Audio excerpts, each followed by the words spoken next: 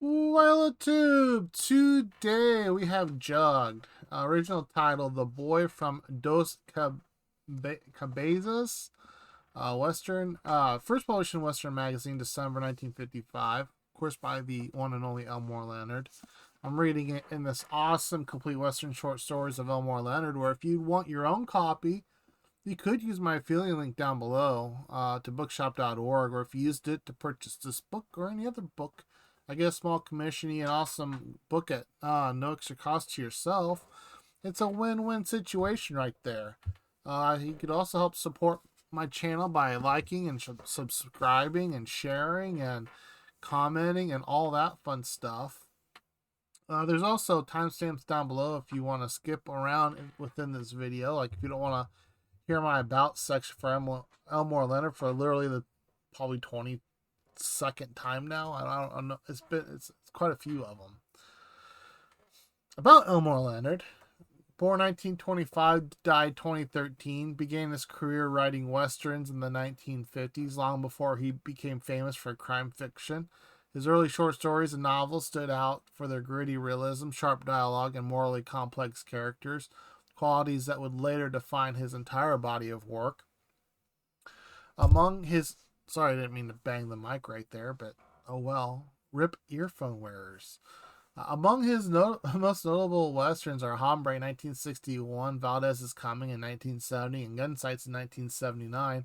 He also wrote short stories like 310 to Yuma and The Tall T, which I have videos for both of those down below. The Tall T is called something else. The Captive, maybe? I can't recall off the top of my head. I need to update that. I say that like in every video. Which were adapted into classic Hollywood films. Leonard's westerns broke away from the romanticized frontier myths, focusing instead on ordinary people caught in extraordinary conflicts, where the line between hero and outlaw was never clear.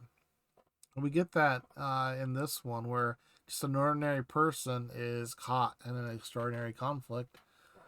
These works not only modernized the Western genre, but also laid the foundation for Leonard's later success in crime and suspense.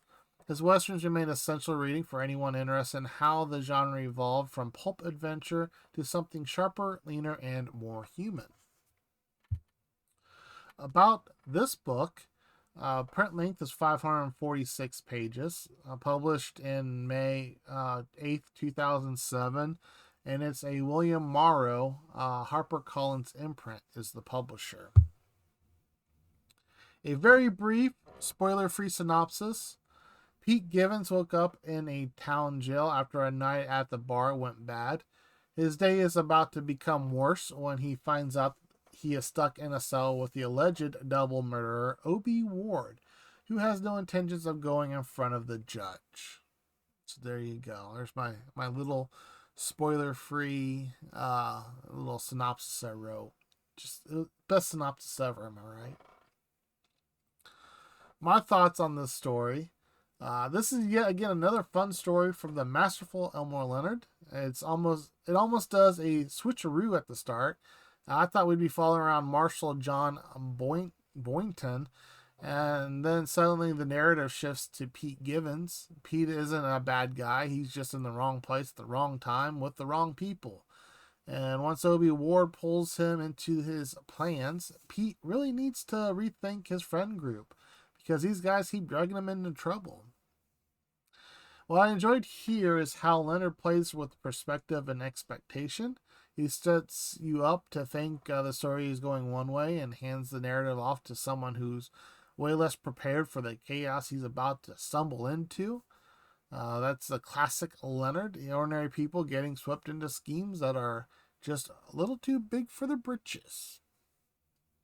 The dialogue is sharp, the pacing is tight, and the whole thing has a effortless Leonard rhythm where even a simple setup turns into a tangle of tension and humor.